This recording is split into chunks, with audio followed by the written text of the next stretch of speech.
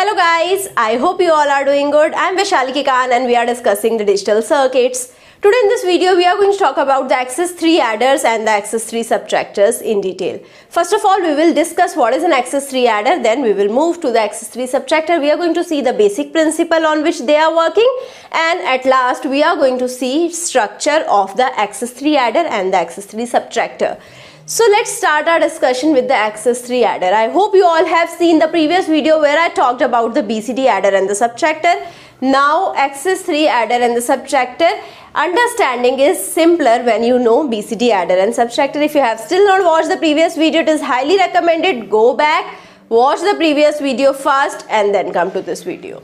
Now coming to the addition. We have two access 3 numbers and I want to add them. I want to represent the sum also as an access 3 number.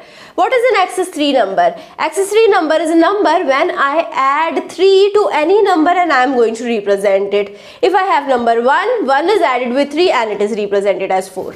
Right? If I have number 2, it is added with 3 and then it is represented. If I have number 4, it is added with 3 and then it is represented. This is an access 3 number. If I have two access 3 numbers, if I am adding these two, it will become, the sum will become an access 6 number. Right? So now when I add two access 3 numbers, I have to look for the carry. When the carry is 0, we have to subtract 3 because it has become an access 6 number. So how to subtract 3? I can add simply 1101, that is 13 in the decimal. Right? I can subtract 3 or I can add 13 in decimal. Right? So now if the carry is 1, then I have to add 3 to the sum of the two digits. So let's understand this thing with the help of an example. Right? So we have the first example where we have to add 8 and 6 in the access 3. Right? So first of all we have to represent 8. 8 plus 3 is 11. So 11 is represented as 1011. This is the access 3 representation for 8. Similarly 6 is added with 3 which is 9 and I am representing 9 as 1001. This is access 3 representation for 6. Now what I am going to do, I am going to add them. 1 plus 1 is 0. It is giving me carry 1. So again we have 1 plus 1 plus 0. Again 0 carry 1. 1 plus 0 plus 0 1. Then we have 1 plus 1 0 and a carry 1. So now here you can see carry 1 has been generated. What I have to do, I have to add 3 to the sum of two digits. So this is the first digit, this is the second digit, right? So this is a carry which is representing the second digit and this number is representing the first digit. Now we have to add 3 to both of them. Why? Because now I have to make them both as an access 3 number, right? So now I know in the access 3 number 1 can never be represented. 1, whenever I have 1, 1 is added with 3 and I have to represent 4 instead. The carry is generated as 1. So I have to add 3 to it, right? So now we have 1 which is added with 3, 0011. Then we have 0100 which was the sum output. Again it is added with 0011. So we have to add 3. So 1 when added with 0011 it gives me 0100. So whenever you will get the carry, so here when you add it you will get 4. So carry is 1, 1 is added with 3, you will get 4 which is 0100. Right? So the first number will always be 4 when there is a carry. And the second number depends upon whatever number you have. So this number is added with 3, it is represented as access 3 number. So this is the access 3 representation for 14. Right? So this is how, this is 7, 0111 is 7, 7 minus 3 is 4 and this is 4 which is the representation of 1. So this is how I can say 8 plus 6 is 14 in the access 3. Yes, this is true.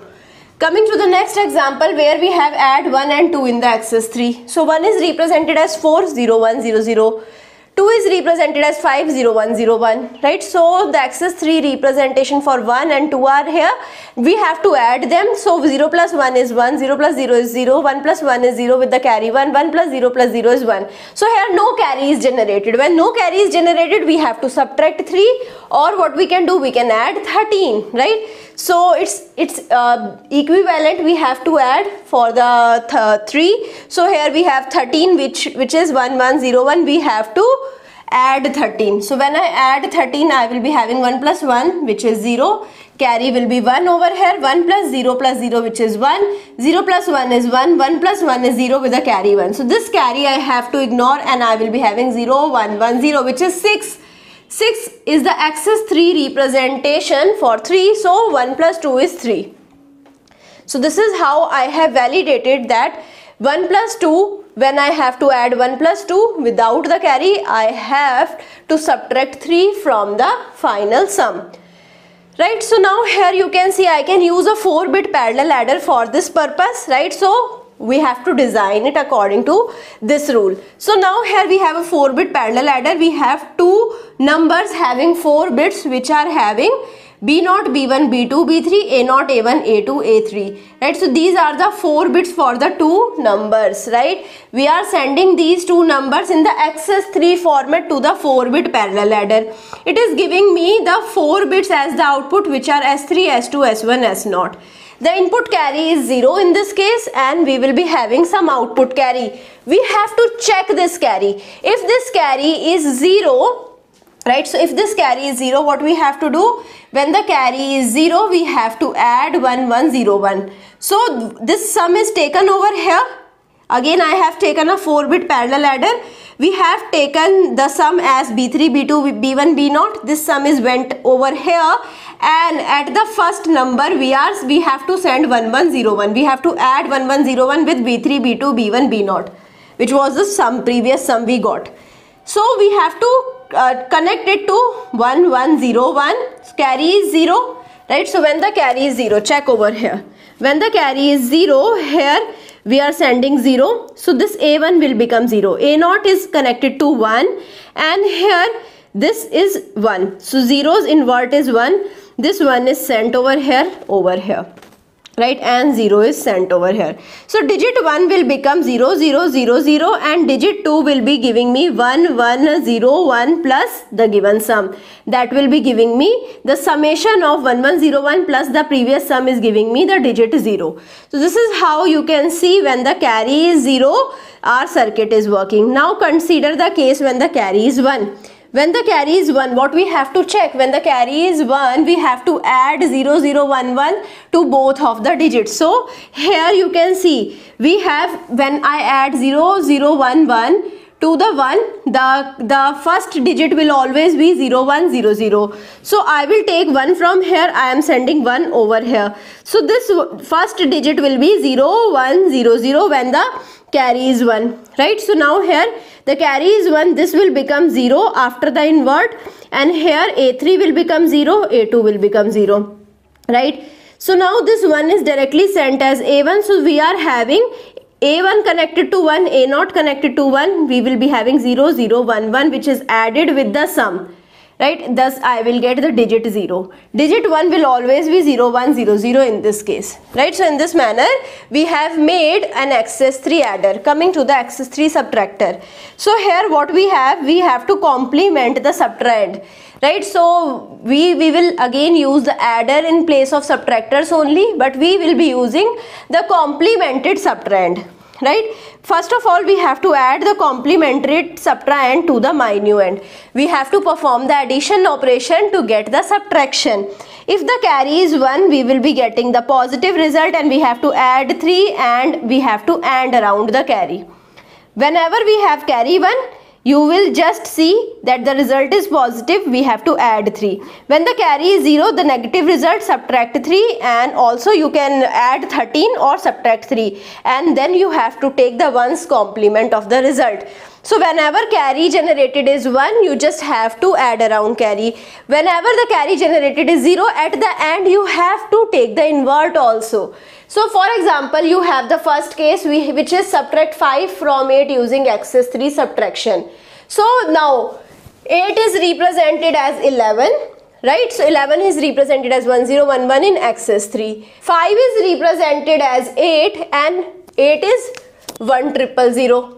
Right, the complement of 1000 is 0111. So we have taken the XS3 representation of 5, which is 8. We have complemented it. So 0111, the complement is now added. So we have to first complement the subtrahend. I have complemented it, I got 0 triple 1. I have to add this to the minuend, which is 1 0 1 1. So I add 1 0 1 1 with 0 triple 1. When 1 is added with 1, I will get 0, 1 as carry. 1 with 1, I will get 1 as the sum and 1 as the carry. So 1 plus 1 will give me 0 and 1 as the carry. 1 plus 1 again 0, 1 as the carry. So now here you can see we have carry as 1. So when the carry is 1, we have a positive result and we have to add 3 and around carry. So first of all, I am going to add 3 to it. So 0 0 1 1 is added, right? So here I will get 0 1 0 1. So here 0 plus 1 is 1, 1 plus 1 is 0 and the carry 1, 1 plus 0 is 1, 0 plus 0 is 0. So this carry which is generated over here, we have to add it also. So I will get 0 1 1 0. So 0 1 1 0 is the axis 3 representation for 3, and we know 8 minus 5 is equal to plus 3. So this is justified. Now coming to the second case where we have to subtract 8 from 5 using axis 3 subtraction.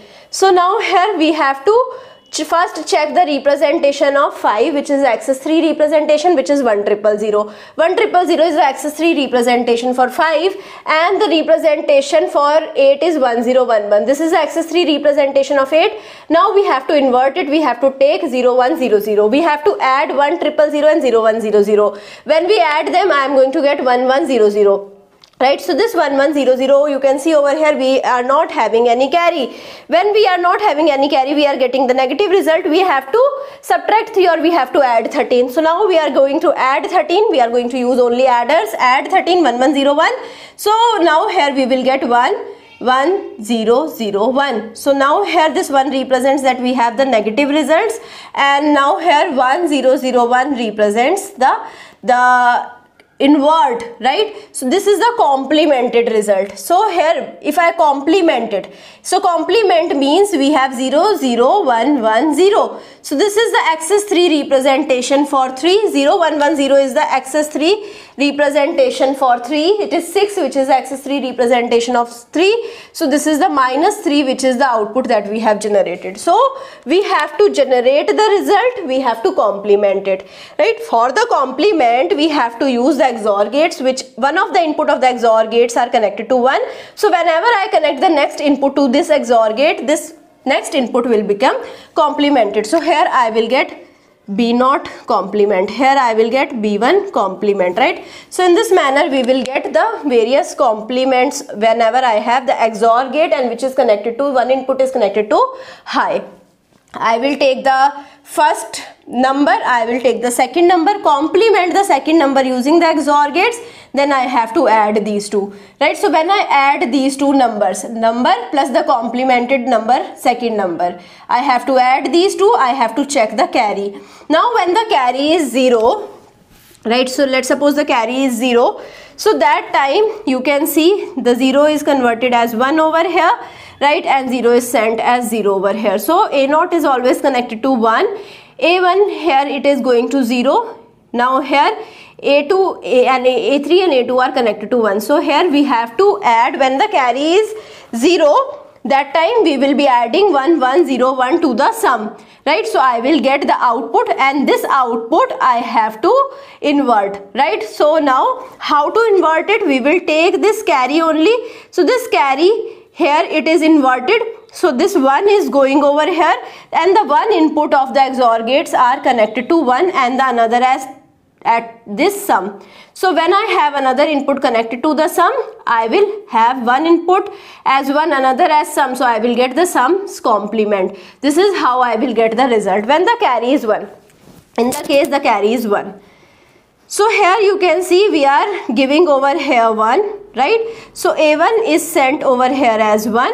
Now here invert of 1 will be 0. So 0 is sent as at A2 and A3, right? And also 0 is sent over here to the carry. So right, so this carry 0 is sent over here. So all of the second input of these XOR gates are connected to 0, and 0 XOR with anything will give me the same number back. Now I am just adding the sum with 0 0 1 1. So in the first case when the carry was 1, that time I have to add the sum with 3 0 0 1 1, and this is how I will get the output. So this is how I will get the output, and then we had to add the 1, right? So now here we will be having the given number, right, which is added over here, and thus I will get the given result. Right, so now I hope you understood how the access 3 subtractor and access 3 adder are working. If you have any doubt, you can put the doubt in the comment and I will be trying to resolve your doubt as soon as possible. I hope you like this session. If you like it, please push the like button, subscribe to the channel, share it with your friends, and also give me your feedback. Don't forget to download our mobile app, and also you can see the various notes over there. I hope you are going to meet me soon in the next class. Thank you so much.